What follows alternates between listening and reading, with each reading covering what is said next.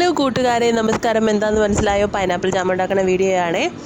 2 pineapple, അഥവാ നമ്മുടെ നാട്ടിലൊക്കെ പുറത്തിച്ചക്ക എന്ന് പറയും, കിട്ടിയിട്ടുണ്ടായിരുന്നു. ഇപ്പോൾ പിള്ളേർക്കൊക്കെ പനി ആയതുകൊണ്ട് ജ്യൂസ് അടിച്ച് കൊടുക്കാൻ പറ്റിയില്ല. അവരുടെ പനി മാറുന്നവരെ കാത്തിരുന്നാൽ ഇത് ചീത്തയായി പോകുന്നുള്ളതുകൊണ്ട് തന്നെ നമുക്ക് ജാം ഉണ്ടാക്കാം എന്നൊരു തീരുമാനത്തിലേക്ക് എത്തി.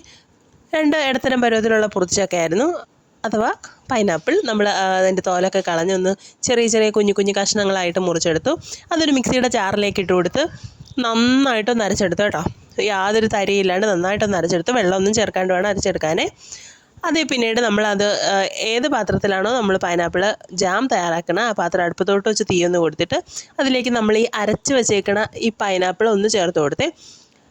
പൈനാപ്പിൾ ചേർത്ത് കൊടുത്തിട്ട് നമ്മൾ നന്നായിട്ടൊന്ന് ഇളക്കി കൊടുക്കണം കേട്ടോ. നമ്മൾ എത്രത്തോളമാണ് പൈനാപ്പിളിൻ്റെ ഈ ഒരു പൈനാപ്പിൾ എടുക്കുന്നത് അതേപോലെ തന്നെ അത്ര അളവിൽ തന്നെ നമ്മൾ പഞ്ചസാര ഇതിലേക്ക് ചേർത്ത് കൊടുക്കണം കേട്ടോ. പിന്നെ നിങ്ങളുടെ ഓരോരുത്തരുടെ ഇഷ്ടത്തിനനുസരിച്ച് പഞ്ചസാരയുടെ അളവ് കുറയ്ക്കുകയോ ഒക്കെ ചെയ്യാം കേട്ടോ. അത് നമ്മുടെ താല്പര്യമല്ലേ. അതിനുശേഷം കൈവിടാണ്ട് നന്നായിട്ടൊന്ന് ഇളക്കി കൊടുക്കണം. നമ്മൾ ഈ ചേർത്ത് പഞ്ചസാര അതിലേക്ക് നന്നായിട്ടൊന്ന് അലിയണം. അതുവരേക്കും നന്നായിട്ട് ഇളക്കി കൊടുക്കണം.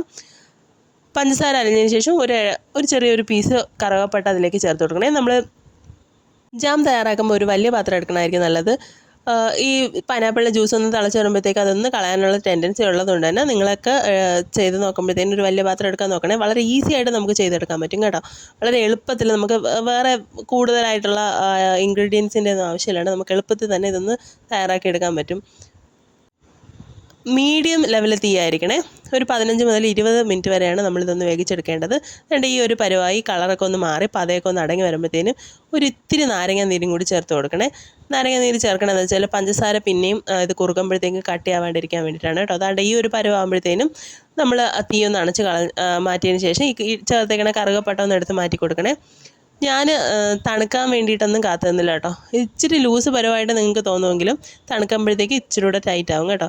ഞാൻ ചൂടോടുകൂടി തന്നെ ഒരു ബ്രെഡിലേക്ക് ആ ജാമൊന്ന് പകർത്തി കഴിച്ചു നോക്കി. അടിപൊളി ടേസ്റ്റ് ആയിരുന്നു കേട്ടോ. നിങ്ങൾക്ക് ഇഷ്ടപ്പെടുകയാണെങ്കിൽ നിങ്ങൾ ചാനൽ സബ്സ്ക്രൈബ് ചെയ്യാനും ലൈക്ക് ചെയ്യാനും കമൻറ്റ് ചെയ്യാനും മാക്സിമം എല്ലാ വീഡിയോ ഒന്ന് കണ്ടു നോക്കാനും ഒക്കെ ഒന്ന് ശ്രമിക്കണം കേട്ടോ.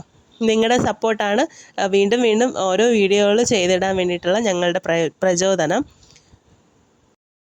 വെള്ളം നനവില്ലാത്ത ഒരു പാത്രത്തിലേക്ക് ഒരു കുപ്പിയിലേക്കോ ഒക്കെ നമുക്ക് മാറ്റിയിട്ട് ഫ്രിഡ്ജിൽ സൂക്ഷിച്ചിരുന്നാൽ നമുക്ക് ആവശ്യാനുസരണം ജാം ഉപയോഗിക്കാം കേട്ടോ. നമ്മുടെ മക്കൾക്കൊക്കെ ഇതൊക്കെ തയ്യാറായി കൊടുത്താൽ അവർക്കൊക്കെ ഒരുപാട് ഇഷ്ടമാവും. അപ്പോൾ താങ്ക് യു.